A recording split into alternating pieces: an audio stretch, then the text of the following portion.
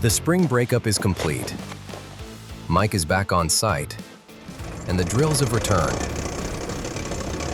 It is springtime here in Kirkland Lake and down here at the Mirado property. The last time you saw me here, we were standing on the ice in the pit.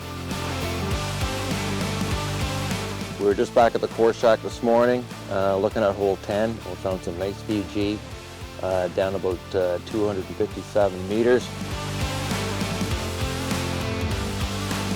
And that was a nice big step out, 200 meters from the last hole. So we're excited to get the drill back here and get drilling in this Mirado deposit again. Great big things happening here. The team is ready to go and excited, so stay tuned.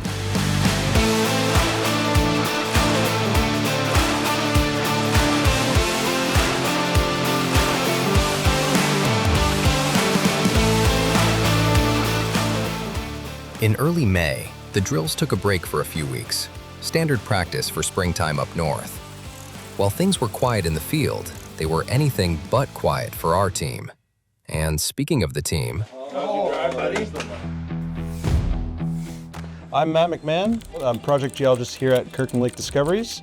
Started here on Thursday. I've had a few mining exploration jobs across Canada, also in environmental management in Ontario. And I'm excited here at Kirkland Lake Discoveries for the next big one.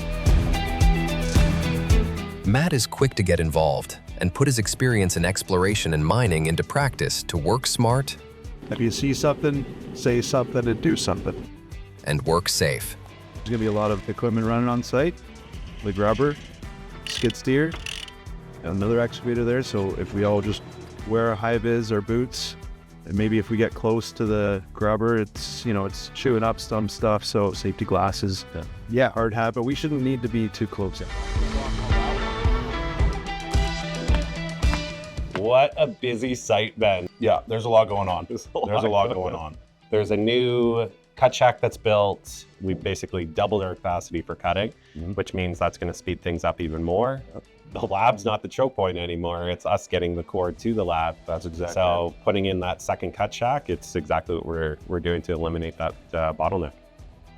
Clearing some trees, clearing some space to be able to have a little bit more yard, more function. We've got a lot of core that's coming in.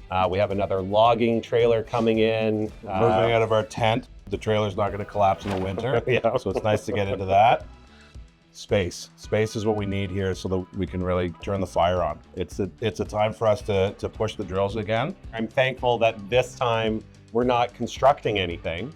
No, we don't have to build it ourselves. Yeah. We get to look at rocks and really engage with the team. Speaking of looking at rocks, we're going to Mirado today. That's my first boots on the ground. I'm excited. What are you excited about with Mirado? It's nice to get the sense of the space, the size of these areas. You get your feet on the ground, you see the rocks. We've got the stockpiles there as well. So I'll be kicking through those a little bit, looking for the mineralization. We see what it looks like at depth. I want to see this on surface. Malachite. It's not hiding well. There's some really high grade stuff, and seeing that stockpile and what's already existing at surface. In the past, lots of guys who maybe were going through that stockpile and the drilling underground, they weren't looking at that as ore. Yeah. And this is something that we're looking at a real good mineralization. When you look at this stuff, you're like, it doesn't look like it should run 10, 11, 20, 60 grams per ton. This is unassuming rock, but there's a lot of it and it's mineralized. You can look at these and you see those high grade veins, but there's gold in all of this.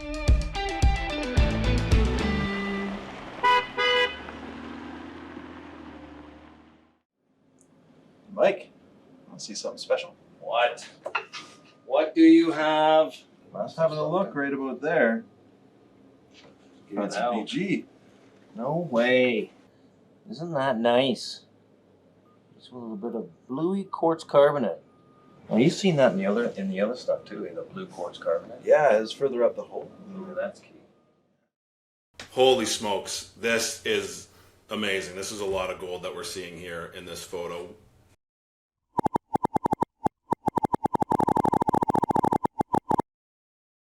Where were you when you heard this? Were you sitting at your desk? Were you like, I got this as a text message in the morning getting the kids ready for school, and I lost it. I was jumping up and down.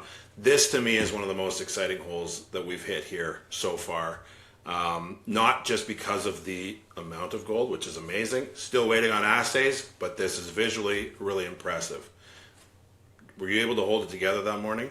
It's funny. So I was in London at that point in time when this came in, and I was like, yeah, that's pretty good. Like, oh, well, we've already got invisible gold in a bunch of holes. Like, is it really that big of a deal? And I was like, is it within this quartz vein or what's going on? And then I saw it and I was like, holy shit. I'm like, this isn't a little bit of gold, and it's not in just a vein. It's everywhere throughout this thing. So it's exactly. This is a nugget. This is a big chunk, and we're seeing it around the core. It's all the way around that area. Yeah. I think the biggest part of it is how far away it is from the other visible gold. So can you show that in the leapfrog model, Ben?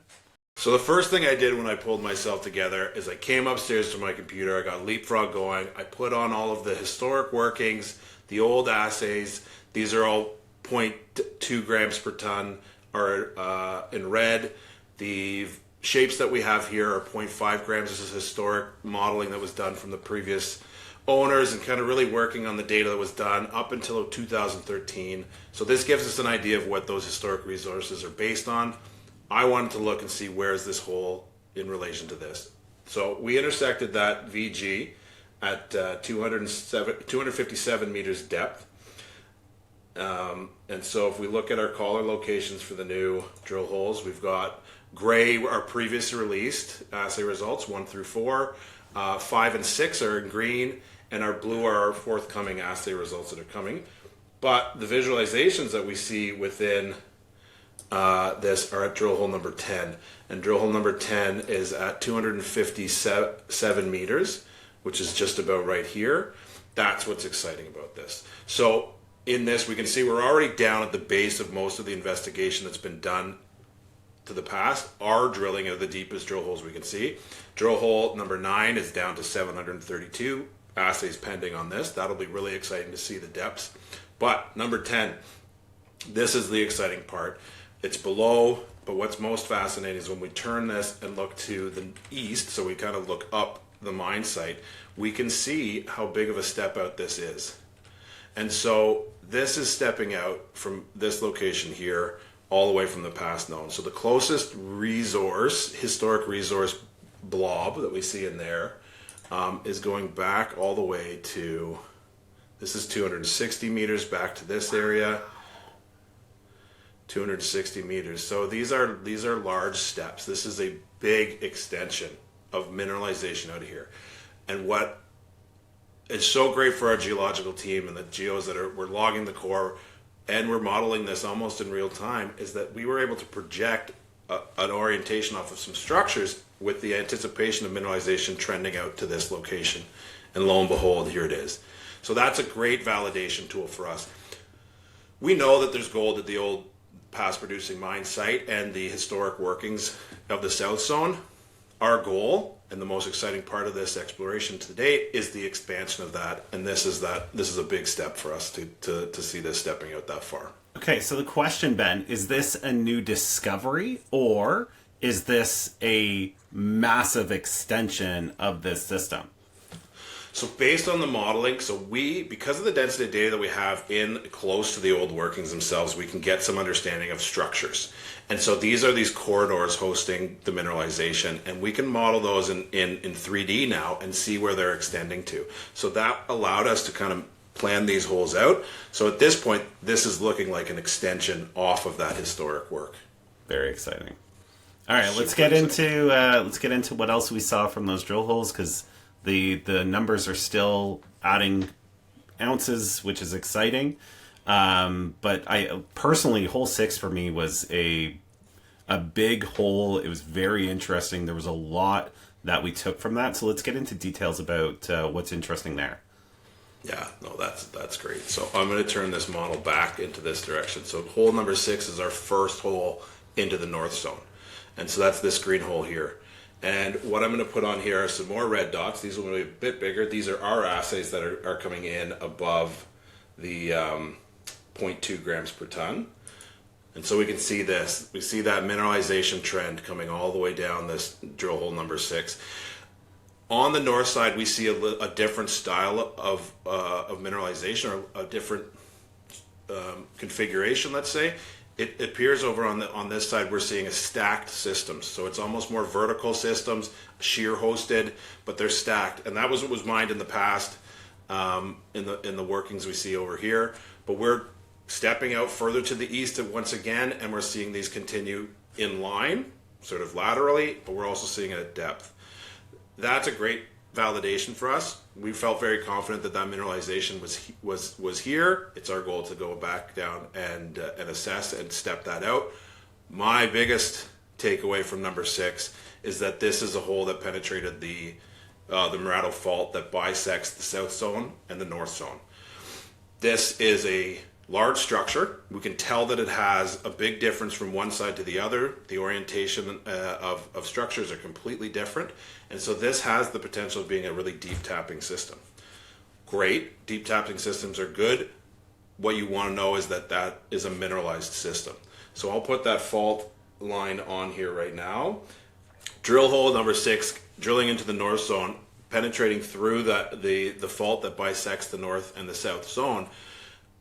It really hasn't been tested in the past. And so for us to get a chance to go and drill through that and see what this structure truly is was really fascinating to us. And it came back as this altered veined interval in this agglomerate and chert tuff. So lithologically very similar than the host rocks around. It's not a big gouge filled fault, but it's mineralized. This is the interval from 345 meters down to 359 meters, which ran 2.46 over 14.7 with an interval of 12.5 over 1.2. So this is a mineralized system. So now we're looking at this deep tapping structure that is bringing in these fluids. And when we look at the historic work that's been done on here, the blue structure we're seeing in the back, this is the fault that's coming in. If I just spin us around a little bit here, we can see that the very few places this has been tested, it's being mineralized. It's showing mineralization from some of the historical work as well. So our intersect is down here, another large step out from the pierce points that previous drilling have done on the fault system. It's very cool. It's really exciting. It was great to see in hole 5 that we extended the mineralization, but hole 6 it's kind of unlocking that next layer. First hole into the north zone, it shows that consistent mineralization, which extends the north zone mineralization both east and beneath, and then also identifying that the Mirado fault matters and that it is mineralized. It's mineralized on both sides. It's checking all the boxes the right way, which is exactly what we're hoping to do with this program. Yeah, the changes that we saw on the core yard are not just a physical change that we're seeing in the landscape there. We're integrating a lot more data. We've got DGI coming on site in a few days to get the televiewer down some of these holes, which is going to help us identify the structures even more clearly. Lots of changes. Teams growing. Core saws are running. We're kicking it into high gear. Yeah, drills spinning, helicopters flying right now, collecting data all over the place. This is just, it's a fast-paced exploration program. Can't wait to update with the new drilling that's going on when we're stepping to the west and beneath the deposit. Those are going to be some fun holes, and so tune in then and we'll walk through all the fun details of what's to come.